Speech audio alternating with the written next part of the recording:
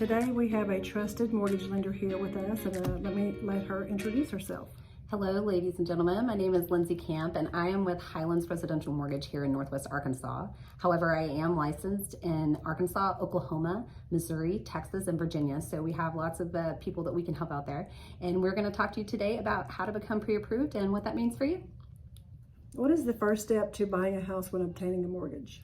So the first step is to become pre-approved. And we're getting ready to talk to you about some different things that are involved in becoming pre-approved and what that means for you.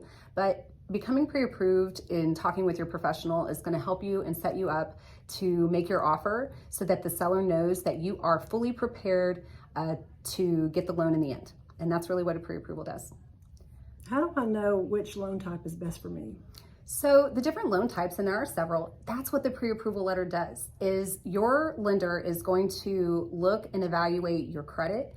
They're going to look and evaluate your income, and they're going to be able to come and tell you the different loan types that are available for you specifically. It might be all the loan types you might be eligible for. It might just be one of the loan types that you're eligible for. And even if you're not eligible, your lender should be able to guide you in the right direction and show you the ways that you can become eligible. So how much money do I need for a down payment and closing cost? So depending on the loan type that you're eligible for, you could need as little as no money down. And some loans require 5%, some loans require 20%. Maybe if you're an investor, you might need a larger down payment.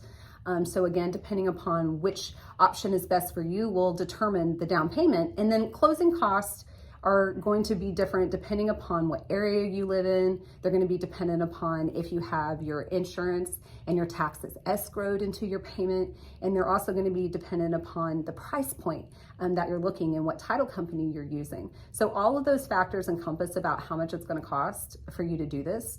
And when you get pre-approved, your lender should be able to walk you through how much that's going to cost, depending upon your price point and loan type and area in which you would like to purchase. What's the difference between a mortgage lender and a bank?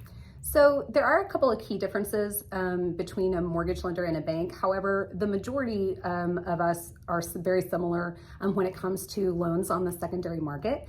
There are some things that a mortgage banker can do, a little bit maybe different programs that might be available and flexibility that a bank may not have, and vice versa. The bank may be able to do things that a mortgage banker cannot do, like construction loans or land or things that only a bank can do. So you want to be able to have both options available to you depending upon your situation. How is my interest rate determined? So your interest rate is going to be determined mostly upon the type of loan that you're getting, as well as your credit score. Your credit score plays the most important piece in determining what your interest rate is going to be. So typically, the better the credit score, the lower the interest rate. So again, it just depends on what loan type you're getting and what programs are available to you and what rates are on the market.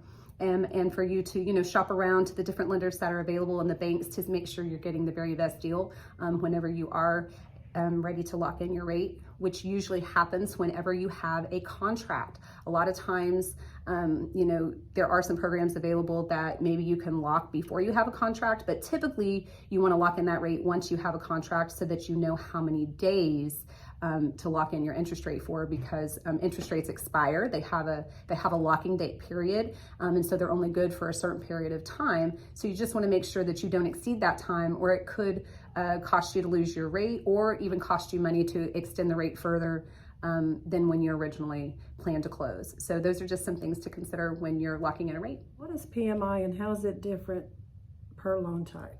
So PMI stands for Private Mortgage Insurance.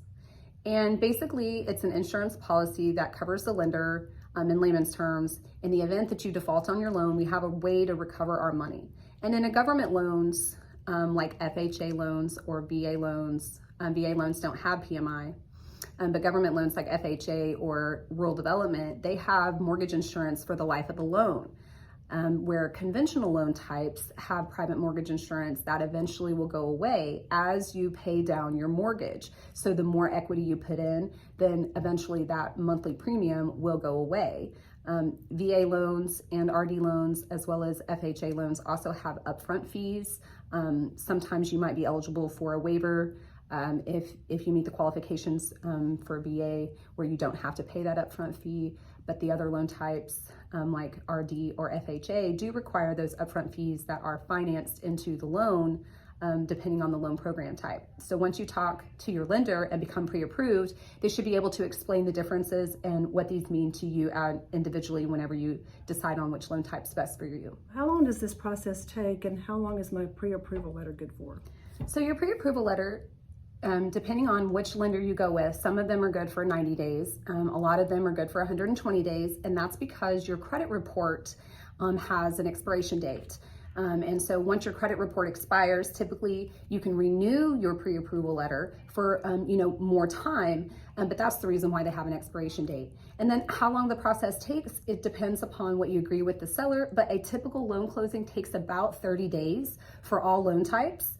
Rule development, sometimes because we have to also have that approved by a national rule development underwriting panel in order for us to go to closing, then sometimes their turn times can be delayed, but right now they're normal. So you should be able to get a loan closed typically in that 30-day period, sometimes sooner, sometimes later, but that's a really good indicator of being able to get your loan closed on time is 30 days.